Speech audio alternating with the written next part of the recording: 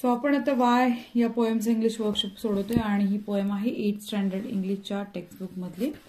तर first question आहे, read the poem, discuss and complete the following blanks with the proper action words.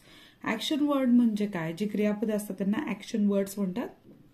Okay. Wood swim, marbles sink, stars shine, winds blow, sun sink, flowers die, ocean ebbs and floats, fish gills, ice melt, bees sting. Question 2 आहे, discuss in pairs and write the rhyming pairs. Okay, rhyming pair लिहायचं आपल्याला. Boy, why, buy, sink, drink, sky, die, belt, melt, cry, try, season, reason, wise आणि flies. Question 3 आहे, why this, why that, why then, why now, why not, why, by and by.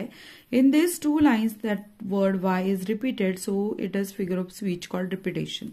म्हणजे आपण कायम शिकलेलो आहोत की फिगर ऑफ स्पीच आपण शिकतोय त्यातलं रिपिटेशन म्हणजे पुनरावृत्ती हे जे अलंकार आहे भाषिक अलंकार. तर इथे रिपिटेशन कसा, तर एखादा शब्द वारंवार उच्चारला गेलाय त्या कवितेमध्ये, इथे रिपिटेशन हा अलंकार आहे. It is figure of speech in which one or more word are repeated in the same sentence. Example म्हणजे एकाच वाक्यामध्ये एखादा शब्द वारंवार पुनरावृत्ती केली जाते तेव्हा त्याला रिपिटेशन असं म्हणतात. Sun it gives me a great Joy.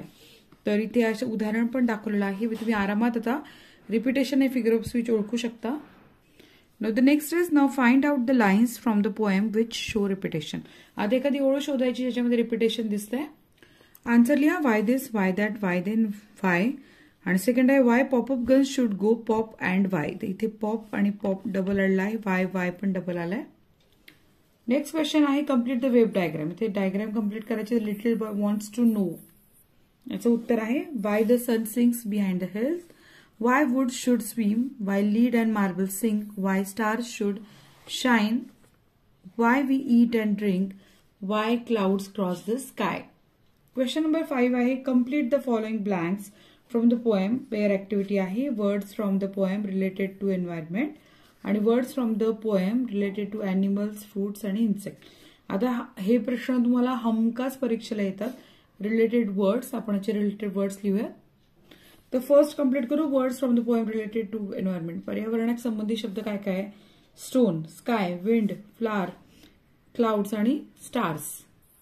Next आहे, words from the poem related to animals, fruits, insect म्हणजे प्राणी, फळं आणि कीटकांशी संबंधित शब्द. Spiders, flies, sting, fish, seeds आणि apple core. Next question number 6 फार महत्वाचा आहे, आपला रायटिंग स्किल इम्प्रूव्ह करणार आहे. Imagine a senior student from your school has won a national level quiz contest from 8 to 10. Interview him or her at school assembly about achievement. तर पहिला आपण प्रश्न विचारूया. Congratulations for your great success म्हणजे तुला जे यश मिळालं त्याबद्दल अभिनंदन. Question 1, how do you feel after winning such a contest. तुला कसं वाटलं हा विजेता होऊन. Second question 2, is this your first achievement. तुझं पहिलं यश होतं का. Question 3, who has inspired you to take part in such quiz contest. तुला कोणी प्रेरित केलं क्विज कॉन्टेस्टमध्ये पार्टिसिपेट करायला. Question 4, how your family reacts on your success. तुझ्या कुटुंबियांचं काय म्हणणं आहे यशाबद्दल. Question 5, who is your guide. तुला कोणी मदत केली, मार्गदर्शन केलं. Question 6, how did you prepare for this quiz. तू कशा प्रकारे तयार केली या कॉम्पिटिशनसाठी. Question 7, which books did you refer for this contest. तर कोणती कोणती पुस्तकं वापरली आहेत या स्पर्धेसाठी. Question 8, what message would you like to give to upcoming generation who is in the audience. म्हणजे प्रेक्षक बसले त्या प्रेक्षकांमधील विद्यार्थी जे आहेत त्यांना तू काय मार्गदर्शन करू इच्छितो किंवा काय संदेश देऊ इच्छितो. सो अशा प्रकारचे 8 प्रश्न आपण तयार केले तिथे. नेक्स्ट क्वेश्चन आहे, word chain. Complete the word chain. आता इथे eat, tiger, run, nose, easy अशा वर्ड चेन आपल्याला तयार करायचे आहे. चला पटापट लिहून घ्या word chain. Sky, yak, king, goat, table, cloud, duck, kite, elephant, torch, wind, drum, mouse, egg, girl, star, ring, ground, doll, lamp, Y, yak, kind, deer आणि रूट. सो अशा प्रकारे आपल्याला इथे कुठलंही बंधन नाही, फक्त नाउनचीच चेन नाहीये किंवा फक्त आपल्याला वर्बची चेन नाही. So we can write anything what ever we want in this chain, but you have to careful that the end word should be the start word for the chain. शेवटचा शब्द हा सुरुवातीचा शब्द आपल्याला यायला पाहिजे स्पेलिंग मधला. तर आपण ही काळजी घेतली तर वर्ड चेन आपण तुम्ही आरामात सोडू शकता. Here we have solve all the questions answer. तुम्हाला आवडला का व्हिडिओ? आवडला असेल तर लाईक करा, चॅनलला सबस्क्राईब करा आणि अशाच प्रकारे नवीन व्हिडिओ घेऊन मी तुमच्यासाठी येत जाईल. भेटूयात नेक्स्ट व्हिडिओमध्ये. धन्यवाद.